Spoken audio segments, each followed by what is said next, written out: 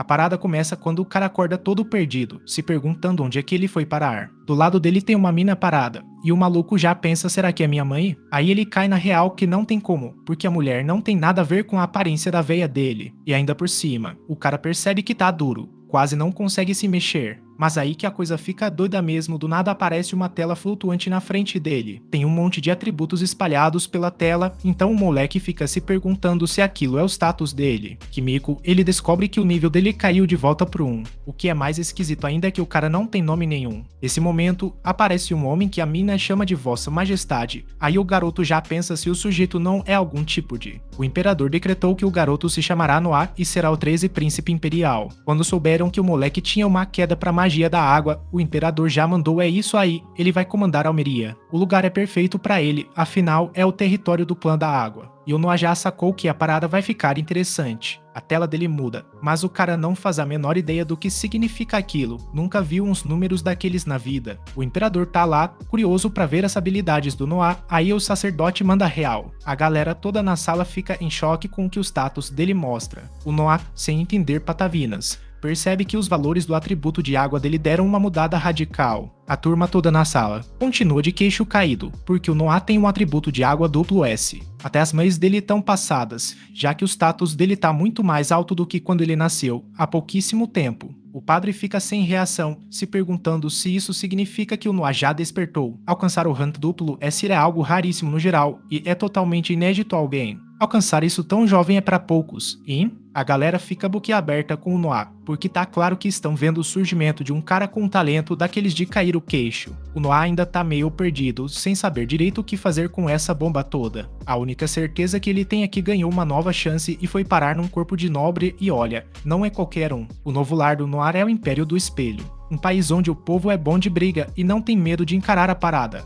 Escondido no meio de uma cadeia de montanhas, o imperador é pai de mais de 10 filhos, conhecidos como príncipes imperiais. Os príncipes são reverenciados e adorados pelo povo como os nobres mais ilustres. Já se passaram 6 anos desde que Noah reencarnou e ele percebeu uma coisa sobre seus atributos. Os valores que ele vê na tela de status são diferentes do que os outros conseguem ver. Eles veem algo normal, tipo um samba no asfalto parece simples, mas tem uma batida que só quem é do Rio entende. Noah tem as mesmas classificações que todo mundo, mas ele enxerga uns valores diferentes. Ao invés do rank SS que geral vê no atributo de água dele, o Noah consegue ver um e mais um S. O que ele descobriu é que esses valores extras vêm da galera que tá debaixo da asa dele, tipo, o S que apareceu no atributo de água veio do domínio que ele ganhou de berço. O imperador deu pro Noah um domínio chamado Almeria, onde todo mundo virou subordinado do Noah. Os almerianos eram clã da água, então tê-los na equipe deu um gás danado no atributo aquático dele. Até as ajudantes mais simples dão uma força nos atributos, mostrando que qualquer seguidor,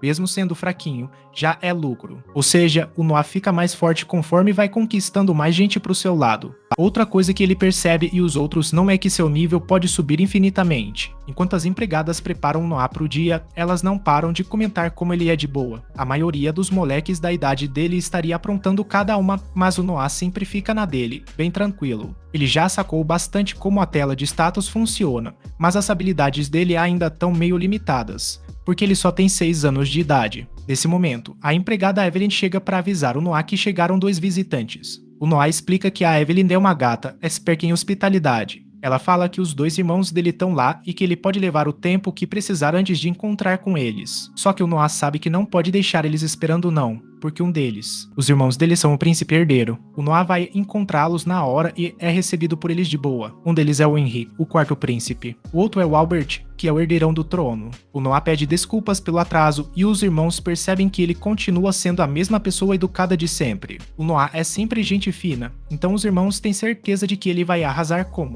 Num dia de chanceler, eis que o Albert anuncia que trouxe um presente pro Noah. Manda o cara entrar com o presente, mas a coisa não é nada agradável. Não, parece um caixão coberto por uma energia sombria e o sujeito que tá carregando tá mais assustado que carioca em dia de operação da PM. O maluco tá suando frio, aí o Noah já imagina que a parada não vai ser boa. Albert ordena que abram a caixa e o Noah fica horrorizado na hora, foi um susto de deixar até o Coringa com inveja. Ele escuta a galera gritando em agonia e vê o povo implorando pro príncipe Albert salvar geral. Mas é só uma visão da cabeça do Albert, porque a única coisa dentro da caixa é uma espada. O Albert pergunta pro Noah o que ele acha daquilo, e o Noah manda um tá incrível. Mano. Aí o Albert pede pro irmão mais novo pegar a espada, mas o Noah tá naquele frio na barriga. Tem coisa errada nessa espada, mas é um presente do. O príncipe herdeiro não tinha como recusar, né? Aí o Noah pegou a espada e o Albert ficou embasbacado. Ele explicou que a espada se chama Leviatã, uma arma mágica da água conhecida como a mais poderosa do Império. Mas o bagulho é sinistro, porque mais de 120 pessoas já morreram tentando dominar ela. O Noah ficou chocado com a história e entrou em pânico. Quase deixou o presente cair no chão.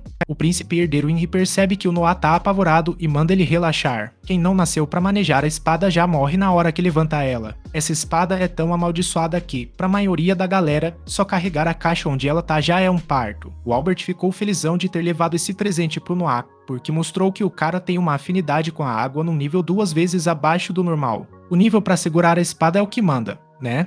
Ele então agradece o Noah, porque aquilo foi um showzinho que valeu o ingresso. Os dois irmãos vazam, e o Noah solta um príncipe desprezível pro Albert, porque o malandro só tava testando o moleque. O Noah não fala alto não, porque sabe que se abrir a boca, é covardia na certa. Por fora, o Henry fica na dúvida se foi jogo dar a Leviatã pro Noah, já que a espada não tem preço, meu brother. Mas o Albert não se arrepende da decisão. Ele tá de boa porque acha que a espada ficou melhor nas mãos de alguém tão brilhante quanto o Noah. Só que ele solta real é justamente pela esperteza do Noah que ele precisa sentir na pele o que é ser mordido pelo próprio bichinho de estimação. Naquela noite, o Noah percebe que tem algo pegando na Zoe, a empregada. Ela diz que é nada, mas o Noah não larga o osso. Fala pra ele que a Zoe é a faz-tudo do Noah e que tá querendo uns dias de folga. Rolou uma enchente braba na cidade dela e a fazenda onde ela cresceu foi pro beleléu. A mãe dela, que mora sozinha, ficou na pior sem trabalho e precisando de uma mão. O pior é que os parentes da Zoe cagaram total pra situação e ainda mandaram ela se virar nos 30. Falaram que ela é inútil, mas até ela conseguia se vender como ex-funcionária de um príncipe. O Noah interrompe, porque já tá de saco cheio e tem uma ideia melhor. Ao invés da Zoe se vender, ele vai contratar a mãe dela para trabalhar na mansão. Ela vai ficar só responsável por trancar o portão da frente e ele vai pagar 10 conto por mês para ela. Isso é uma mão na roda, mas a Zoe lembra que nunca viu nada parecido. Trampo.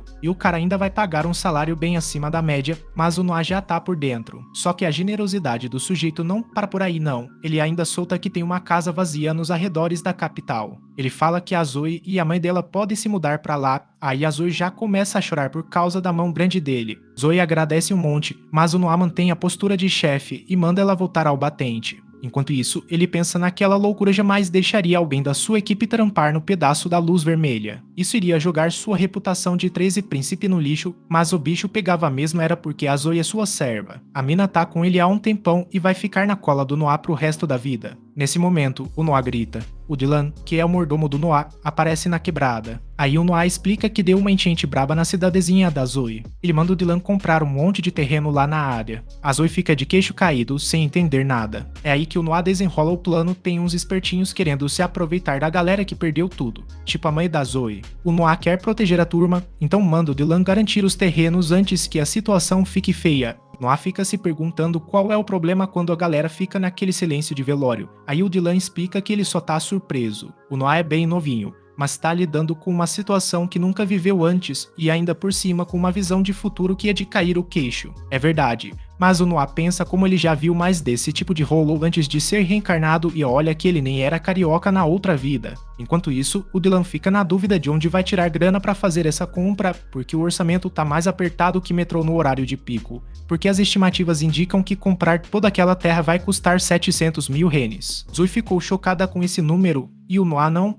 pode culpá-la pela surpresa, afinal, a renda anual média de um homem adulto na capital é de 120 renes. Até mesmo os próprios servos do Noah ganham apenas 8 mil renes por ano, mesmo com a arrecadação de impostos, almeria e os presentes em grana do imperador. O Noah tá com uns 500 mil renes para trabalhar, mas ainda faltam 200 mil renes. O cara lembra que tem um terreno lá pro sul da capital e já pensa em vender. Só que o Dylan dá um toque e aquele terreno foi presente do imperador, então vender sem permissão ia ser uma baita falta de respeito com a família real. Noah tá de boa e manda que vai encarar as consequências de frente. Zoe não quer que ele se encrenque, mas o Noah lembra que ser da realeza tem seus corres. Às vezes a galera tem que dar um passo pra trás pra ver a alegria da maioria rolar solta. Dylan já sacou a parada e avisa que vai executar a ordem na hora. Ele ainda dá um salve pro Noah, pra ele não vacilar. O Dylan era da mesma região. Um tempão depois, o Noah se apronta pra ir pro Dozo. Na hora, ele corre até o irmão Henry e pede desculpa por não ter dado um alô antes. O Noah explica que comprou um terreno numa área chamada Dozo e vai dar uma espiada lá. O Henry percebe que o Noah tá levando o Leviatã e pergunta se ele pretende usar a arma. O Noah manda um nada, tô levando só por precaução.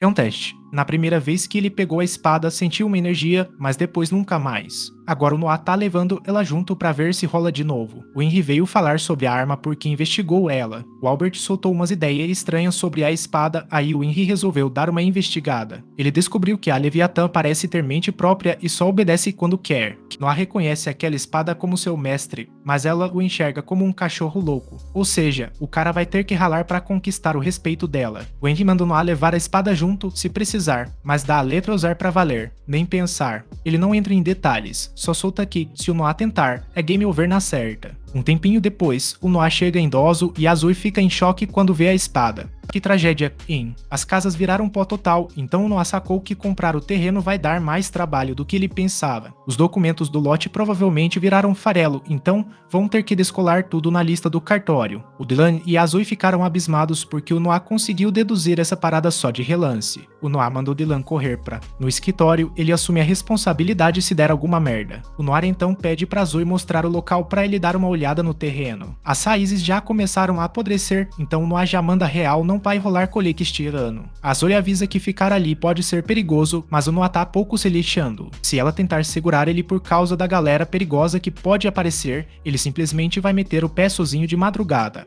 Nesse momento, eles ouvem um sino e a Zoe explica que estão distribuindo comida para os moradores de rua. Isso significa que o Império está fazendo sua parte para ajudar o povo, mas a comida é bem sem graça. É quase só água fervida e tem um gosto horrível. O Noah fica chateado porque já tá meio estragada, mas a galera ali sabe que não pode exigir muito. Eles dizem que já tem sorte de poder comer. E aí, eles aceitam qualquer coisa que aparece, né? Mesmo assim, o Noah não acredita que o Império mandaria a comida estragada, mas o camarada com quem ele tá trocando ideia fica na bad. Chegou um fiscal, um funcionário do governo local. É o Lord Garrel, que vai dar uma olhada na comida. O cara só dá uma espiada e já decide que tá tudo beleza para ele. O cheiro tá tão zoado que ele tem que tapar o nariz, mas ele ainda prova. O Noah não deixa barato e manda real o senhor deve estar ganhando um jabuti. E Ilane e Zui ficam de cara, vendo o Noah falando assim com o nobre, mas aí já era. O Noah joga na roda que o Garrel tá cagando pro povo e que a única razão de contratar gente pra distribuir comida era pra encher o bolso de grana. De primeira, o Garrel não nega e explica que isso é trabalho duro. Tá um trampo danado. Então ganhar uma grana em troca é um privilégio pra quem se esforça tanto. A galera dá uma boa risada quando ele fala que o moleque acabou de aprender uma lição e tanto. Mas o Noah não tá rindo nem um pouco e não curtiu o tom de superioridade do Garrel. Dá pra ver que o Noah tá ficando. Tá meio chateado. A gente percebe que tem algo rolando com o Leviatã. O Noah explica que ficar rico às custas de comida que era pra vítimas de desastre é crime. Mas o Garrel não tá nem aí. Ele solta que xingar ele é o mesmo que ofender o Sirron, o manda-chuva dessa terra toda. Ele pergunta se o Noah sabe com quem tá falando, mas o Noah corta ele na hora. O Noah manda real, dizendo que o Garrel tá pisando nos mais fracos. Pra ganhar mais poder, o cara tá com nojo. A raiva do Noah só aumenta e a gente vê a escuridão em volta da espada dele crescendo também. O Garrel fala que o Noah parece um cachorro bravo e isso faz o maluco lembrar do Leviatã. O Noah já vai anunciar a punição do Garrel, mas o Garrel já tá com os ânimos lá em cima. Ele parte pra cima. Noah parte pra cima, mas anuncia que a punição do Garrel vai ser a morte. Na hora que a parada fica mais tensa que torcida de time rival no clássico, o Leviatã voa direto pro nosso herói. A Zoe quase teve um treco, achando que o cara tinha sido espetado feito churrasco, mas a espada parou do ladinho do Noah. O Noah sacou que o Leviatã tá puto da vida porque associaram o nome dele a um lixo como o Garrel. Ele manda se a espada tá com a franga mesmo, então ele quer que ela. Que força da pesada, hein? E aí o Leviatã solta o verbo e começa a engolir nosso herói. O Noah se debate sentindo uma dor das braba, sacando que a espada é sinistra. Dá pra ver que o Leviatã tá querendo botar ele no chinelo, mostrando quem manda no pedaço. O bicho quer que o Noah admita que é um frango perto dele, mas o Noah tá na bé. Ele manda o papo. Os fortes só se acham na frente dos fracos porque morrem de medo de alguém mais cabuloso. O Noah tá apanhando pra caramba com aquela espada, mas o cara é casca grossa e segura a bronca. Ele manda real se o sujeito já nasce com o poder daqueles. tem que usar para ajudar a galera. Afirma que esse é o seu corre como nobre e, de repente, manda ver na espada. O Noah olha pro Leviatã e solta. O Garrel obedece e a espada também. Ele continua o ataque, mas não é páreo pro Noah e sua espada novinha em folha. O Noah, sem dó nem piedade, corta a cabeça do Garrel fora. Os cavaleiros sacam que vão ter que eliminar o moleque, e o Noah nem mostrou um pinguinho do seu poder ainda. Ele solta um ataque que deixa todo mundo de queixo caído e invoca um pilar d'água gigante que abre um buracão no chão. O estrago foi tão imenso que nem dava para ver o fundo do buraco, e o Noah solta pro Leviatã: teu poder é doideira, cara. Nessa hora chegam outros cavaleiros, e os caras da distribuição de comida contam que o moleque eliminou o Lord Garrel. O capitão dos cavaleiros, o Rohan, chega se achando, mas na hora ajoelha pro 13 príncipe. O Noah fica boquiaberto vendo que alguém reconhece ele e o Rohan. O cara se desculpa pelo tratamento que recebeu. O Rohan chegou aqui recentemente e, na real, é um servo do príncipe Henry. A galera fica toda confusa, aí o Rohan solta a bomba e eles estão na presença do 13 príncipe. Todo mundo se curva, mas o Noah tá com a cabeça em outro lugar. Ele explica que alguém contratou esses vendedores de comida com um jabuti, então ele manda o responsável pela zoeira pra vala. Noah aponta os cúmplices do Garrel e manda o Rohan aplicar o corretivo que eles merecem. Sobre a comida, o Noah avisa que vão recomeçar do zero. A partir de agora, a sopa vai ser bem mais encorpada e feita na hora. Tem que ser tão consistente que dê pra cravar a colher e ela ficar em pé, firmeza total. O Rohan garante que vai fazer acontecer, sem dúvida. Os moradores tão felizes que mal acreditam que vão finalmente comer uma comida de verdade. A galera toda tá na vibe do príncipe Noah e a Zoe solta aquela ele é simplesmente incrível, né? Enquanto isso, num cantinho, o Albert tá refletindo a parada. Ele percebe que não só o Noah não foi mordido, como o cachorro louco ainda se submeteu a ele. O Albert nunca imaginou essa, e já tá concluindo que o Noah pode ser ainda mais útil do que ele pensava. Que fita tem? Tempos depois, Noé foi chamado para uma conversinha com o imperador. O cara ficou sabendo que Noé tinha vendido um pedaço das terras que ganhou e usado a grana para comprar uma vila inteira. Sem ter como fugir, Noé já estava se preparando para levar uma bronca. Mas para surpresa geral, o imperador ainda agradeceu. A jogada de Noé tinha impedido que uns espertalhões se aproveitassem da enchente. Se esse desastre natural fosse seguido por um desastre causado pelo homem, iam ter que chamar os reforços imperial para limpar a zona. O imperador fica imaginando como é que Noé ficou sabendo do dilúvio. Aí o Noé explica que foi pura coincidência, minha nossa. A empregada dele era daquele vilarejo e ele só agiu rápido mesmo. O imperador também ouviu dizer que Noé dominou uma espada mágica da água naquele lugar e o Noé não pode. Acho que ele tá ligado nisso. Mas não é só isso que deixa o cara em choque, não. Quando o imperador solta que quer ver o Noah mandando ver de novo, o sacerdote vai lá dar uma olhada, igualzinho quando o moleque nasceu, e puxa a tela de status dele. Faz uns dias que o Noah não dava uma checada, então ele só agora percebe uma parada. Pô, parece que não são só os subordinados humanos que podem turbinar os atributos dele, e a situação da água dele deu uma subida daquelas, e olha só, o Noah conseguiu botar o Leviatã na coleira. O imperador ficou impressionadíssimo, e o Noah percebe que seu atributo de água agora é triplo S. O imperador ainda deu uma encorajada para o Noah continuar na parceria e o Noah topou na hora. Mais tarde, o Noah vai assistir a uma apresentação de uma cantora e a gente descobre que ele deu mais tarefas para Zoe como forma de agradecimento pela ajuda dela na vila. A Zoe manda muito bem e presta atenção nos mínimos detalhes, então ele acabou confiando mais responsabilidades a ela. O Noah está sendo bem esperto na hora de escolher seus seguidores, e ele mesmo diz que você nunca pode ter gente brilhante demais por perto. Noah observa a cantora Elicy se apresentando para uma plateia lotada. Pela forma sincera e dedicada com que canta, ele percebe que ela é uma garota muito conscienciosa. De repente, uns caras aparecem do nada para interromper o show e questionam por que Elicy tá perdendo tempo ali. Eles argumentam que ela não vai conseguir juntar dinheiro suficiente para pagar a dívida do pai só cantando, então ela precisa arrumar outro jeito. Ele se rebate que cantar é a única coisa que ela sabe fazer, mas isso só deixa os caras mais irritados ainda. Eles insinuam que existe um jeito mais fácil para uma mulher ganhar dinheiro, e ele se fica horrorizada com a sugestão. A galera da multidão está com tanto medo que ninguém abre a boca, mas uma única voz chama a atenção dos bandidos. É o Noah, mas os caras mandam ele correr pra mamãe. O Noah ignora o insulto e simplesmente cita a Lei Imperial 67, artigo 2, que diz ser ilegal fazer crianças assumirem as dívidas dos pais. Então ele sobe no palco e declara: forçar a Elicy a pagar a dívida do pai dela e obrigá-la a se prostituir é crime e dos graves. Um dos capangas já grita pro Noah não se meter, mas o cara nem pensa duas vezes e invoca o Leviatã na hora. Noah pergunta de boa se eles realmente querem continuar com aquela palhaçada, mas os caras resolvem arrumar confusão mesmo vendo a espada sinistra dele. No fim, saem correndo, mas deixam aquele clássico "a gente não esquece" antes de desaparecer. Noah pede para os donos avisarem se aqueles caras aparecerem de novo. O cara fica boquiaberto quando descobre que Noah é um príncipe. Ele então vira para Alice e fala que tá impressionado com a voz dela, perguntando quantos são os gastos mensais dela. Alice nem quer falar do assunto, já que a conta é alta por causa do tratamento da mãe. Mas Noah nem espera a resposta, e ele simplesmente solta 25 mil, e se. A Alice nem entende direito o que tá rolando. Aí o Noah explica que é o valor que ele vai pagar para ela todo mês, para que ela possa se dedicar totalmente ao canto. E a parte mais é que ele ainda avisa que o valor vai aumentar conforme ela for evoluindo. A Alice fica totalmente boquiaberta com a gentileza dele e, claro, não perde tempo para agradecer nosso herói. O Noah responde de boa, diz que não é nada demais e que mal pode esperar para ouvir o resto da apresentação dela. Quando Noah chega em casa, avisam que alguns credores vieram procurá-lo. Ele percebe que são os mesmos capandas de antes, que agora dizem querer se desculpar. Noah saca que só estão se humilhando depois de descobrir quem ele é na real, então manda o amigo expulsar a galera. Ele ainda manda um recado pra eles, um príncipe não. Alguém que eles podem ver sempre que quiserem. Ele chega e fica impressionado com a forma como Noah lidou com a situação, concedendo uma audiência para reconciliar pessoas como eles com o valor do status real de Noah. Então ele estava certo em mandá-los embora. Noah concorda, mas explica que tem outro motivo para se livrar deles. Ele vai ajudar Alice, então quer que os credores pensem que ele ainda está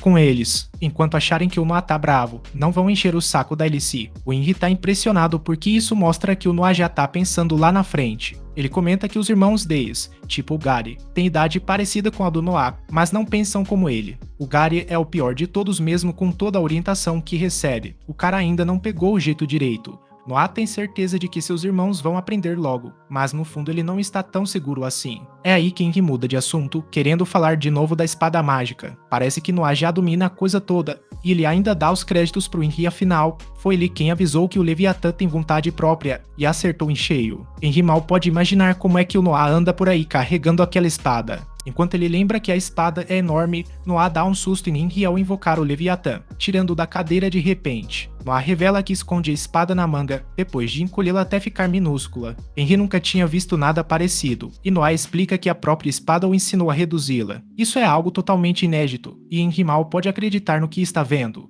O Leviatã foi tratado como um tesouro nacional por 2 séculos, e nem mesmo os registros antigos mencionavam algo sobre seu verdadeiro poder. Henry resume tudo dizendo que Noah é simplesmente incrível, acreditando a ele o desbloqueio do potencial real da espada. Naquela noite, os credores ainda estão aglomerados diante do portão. Já se passaram horas e a galera começa a perder a paciência. Um deles solta umas grosserias. No castelo, o líder manda Noah parar de ficar todo melindroso e ignorar a galera. Os outros caras tentam segurar o líder, mas ele jura que vai acabar com o Noah por tanta desfeita. Aí o Noah solta uma habilidade nova e derruba todo mundo só no olhar. O Henry percebe que o Noah quase deixou os caras apagados só de encarar e já imagina a confusão que ele aprontou dessa vez. Noah revela que liberou um pouquinho do poder do Leviatã e usou isso para ameaçar a galera. Mais tarde, ele chega a um buraco e é recebido por Haddock. Ao entrar no prédio, todos começam a aplaudi-lo e comentam sobre ele ser o 13 príncipe. Kai parece super maduro para a idade que tem, e fica claro que é filho do rei. Haddock fica curioso para saber o que Noah está carregando na cintura, e ele explica que foi um presente. O príncipe herdeiro se apresenta simplesmente como Leviatã, deixando todos boquiabertos. Aquela palavra é um tesouro nacional, e a plateia fica maravilhada por receber um presente tão direto da realeza. Um sujeito imbecil na multidão solta que provavelmente é só uma réplica de brinquedo, mas fica branco que nem papel quando percebe que Noah ouviu. Para piorar, o próprio Leviatã fica ainda mais irritado que Noah com o comentário. Ele não consegue conter sua sede por sangue. A escuridão se espalha pela sala toda, forçando Noah a ordenar que ele se controle. O Leviatã obedece na hora, recolhendo seu poder sombrio antes que alguém se machuque de verdade. Noah percebe que a espada estava possessa porque insultaram seu mestre, mas isso não pode aceitar esse tipo de reação. Então Noah dá um puxão de orelha na espada. Ele reconhece a lealdade deles, mas acha que foram longe demais. Para surpresa de todos, Haddock fica satisfeito com a demonstração, dizendo que todo mundo ali sentiu que a vida estava por um fio. Era aquilo o verdadeiro poder de um tesouro nacional e ficou claro que o Noah tem esse poder na palma da mão. A galera comprou a ideia e chegou à conclusão, foi ele quem salvou o geral. Uma vida inteira resumida numa uma única palavra. A espada estava pronta para fazer todos pagarem por terem duvidado de Noah, mas ele, num gesto de misericórdia, poupou suas vidas. Isso só fez a galera admirar ele ainda mais, tanto que voltaram a vaiá-lo com ainda mais entusiasmo. Aí o Haddock pergunta o que fazer com o cara que duvidou dele, e Noah manda deixar quieto. O cara já se queimou sozinho. Não tem como fugir dessa vergonha, diz ele. E a noite segue rolando. Um a um, os convidados vão se apresentando ao príncipe. Quando um homem se aproxima acompanhado da filha, Noah deixa todo mundo de queixo caído ao deduzir um monte de coisa só de bater o olho. Ele percebe que o pai é um nobre de segunda ou terceira geração e que a moça é adotada. O pulo do gato. O velho tem a postura de quem nasceu em berço de ouro, mas a filha não carrega essa marra de nobreza. Além disso, Noah percebe que a filha já foi escrava no passado. Ele chegou a essa conclusão no momento em que ela ficou constrangida e lançou a Noah um olhar peculiar, aquele mesmo olhar marcado pela submissão, típico de quem viveu sob jugo, e Noah reconheceu aquilo na hora. Quando o pai, Alan Campbell, sai, Noah expõe a verdade, confirmando cada detalhe. Alan havia comprado a garota, Cindy, como escrava. Ela aprende rápido, então ele a ensina como se fosse sua filha adotiva. Noah então surpreende ao dizer que gosta muito de histórias assim e que adoraria ouvir mais. Ele então diz que gostaria que eles visitassem sua mansão algum dia. Os dois agradecem ao príncipe e se despedem. Noah fica ainda mais impressionado com Alan porque ele soube qual era o momento perfeito para ir embora. Haddock concorda que o cara é muito esperto se ele ficasse mais tempo. Todo mundo ia acabar com inveja dele. A galera ainda tá de olho no Alan, afinal ele foi o primeiro a ser reconhecido pelo príncipe. Foi aí que o Noah soltou o verbo tinha outro jeito de saber que a Cindy não era filha legítima do Alan. E ele provou, soltando um pouquinho do poder maligno do Leviatã e a Cindy. Noah percebe na hora. Ele revela que a Cindy protege o Alan desde a primeira vez que ele usou aquela espada como ameaça. Normalmente seria a garota impulsiva quem precisaria de proteção, mas ela não é uma garota comum. O Haddock fica chocado, já que ninguém sabia disso desde o começo e diz que nunca ficou tão impressionado com alguém antes. No dia seguinte, Noah é recebido pelo oitavo príncipe chamado Ulfgar. Noah diz que só vai dar uma voltinha e Oscar aproveita para sugerir que ele participe de uma caça ao tesouro. O Noah topa na hora e os dois seguem rumo à Rua Cobalto. Noah já tinha ouvido falar do lugar, dizem que é possível achar antiguidades de todo o Império por ali. Oscar confirma que é verdade, mas avisa tem muita falsificação também. Encontrar um tesouro de verdade no meio de tanta coisa falsa é algo que qualquer nobre que se preze deveria conseguir. Os caras passam o dia todo procurando tesouros, mas no fim das contas não acham nada de bom. Oscar culpa o azar e fica surpreso quando Noah resolve comprar alguma coisa. É só um livro barato, custando 3 renes, então Oscar presume que Noah pegou só porque estava em promoção. Noah diz que o livro simplesmente despertou a curiosidade dele, e Oscar fica chocado quando descobre o que é de verdade. Ele não acredita no que vê. No começo, ele não tinha certeza, mas uma olhada mais atenta o convenceu. Era mesmo o Grimório de André, um feiticeiro lendário. A cópia original, sem dúvida alguma, um tesouro de verdade. Dependendo do que tinha dentro, Noah poderia vender o livro por 1000 renes. Era algo tão incrível que Oscar se perguntou como ninguém tinha descoberto antes. Claro, o próprio Noah não fazia ideia, mas no momento em que ele, ao tocá-la, um bônus foi adicionado às suas estatísticas de vento,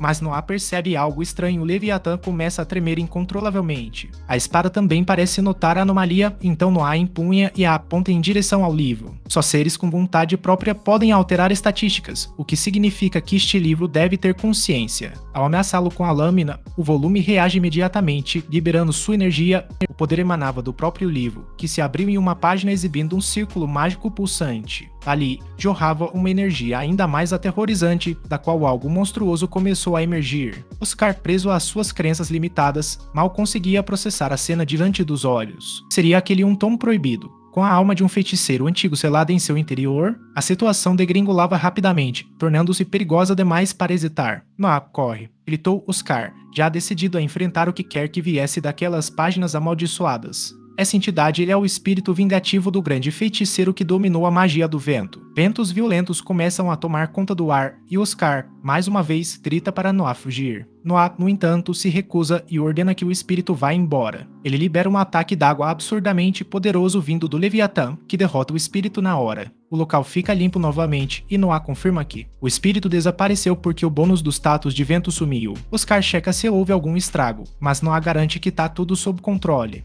Ele não queria acertar ninguém nem causar prejuízo aos prédios, então mirou o ataque para cima. Oscar fica impressionado de novo com a rapidez do Noah. O cara consegue tomar esse tipo de decisão em questão de segundos. Ele não lembrava do Noah ser tão decisivo assim, então ele só consegue imaginar como ficou tão forte. Foi aí que um mercador chamado Barley aparece. Depois de ver do que Noah é capaz, ele resolve mostrar uma coisa para ele. Noah pergunta se é algum tipo de tesouro, mas o mercador não tem certeza. Ele mostra um anel e explica que ele só vai revelar sua verdadeira forma quando seu dono legítimo aparecer. Barley já mostrou isso para um monte de gente, mas ele nunca responde. Não está fazendo nada agora, então Noah comenta que também pode ser só lixo. O comerciante já tinha pensado nisso antes e até tentou se livrar do anel várias vezes. Só que, por mais que ele jogue fora, o anel insiste em voltar. Ele sempre reaparece na loja, deixando o cara convencido de que tem algo de especial ali. O Noah resolve experimentar. A cevada ficou chocada ao começar a brilhar pela primeira vez na história. Uma voz misteriosa anunciou que o limite de nível havia sido confirmado. Revelou ser um item de raridade S e acabara de reconhecer Noah como seu novo dono. Ao dizer a armadura ativar, um líquido estranho começou a escorrer dela. A substância se espalhou pelos braços e pernas de Noah, deixando a galera boquiaberta quando a verdadeira forma do anel finalmente se revelado. Até o Noah ficou impressionado, porque o anel se transformou numa armadura que cobre braços e pernas. Mas os atributos dele não mudaram, então não deve ser o mesmo tipo de ser que aquele Grimar ou Leviatã. Mas sem dúvida, o anel é especialíssimo e vai ser bem útil. O Noah já avisou que vai comprar o anel do Barley e pagar por ele direitinho.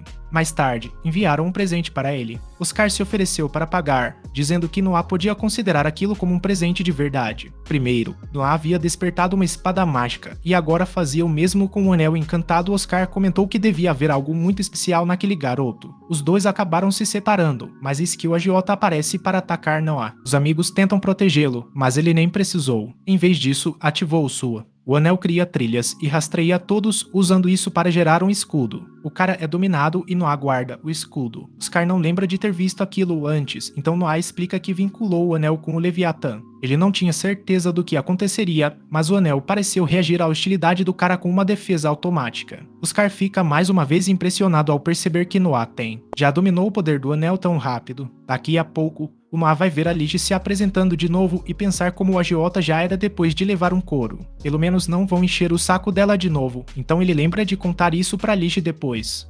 Nessa hora, um viciado sobe no palco para dar em cima dela. Do nada, outro cara fala que viu ela primeiro e começam a discutir. E a confusão tá armada. Estava quase começando a confusão, quando o Noah surgiu do nada e bloqueou tudo com seu escudo. Ele partiu pra cima com a espada, e os caras saíram correndo para salvar a pele. O dono do lugar veio se desculpar pela confusão, e o Noah deu o ultimato: nunca mais deixe uns caras daqueles entrarem aqui. O dono explicou que clientes assim são justamente os que mantêm o negócio de pé, então ele não tinha muita escolha. O Noah respondeu: relaxa, não esquenta com isso. E o cara fica boquiaberto quando Noah anuncia que vai simplesmente comprar o negócio inteiro. Noah sempre mostrou que tem grana, então oferece 1000 conto pro sujeito.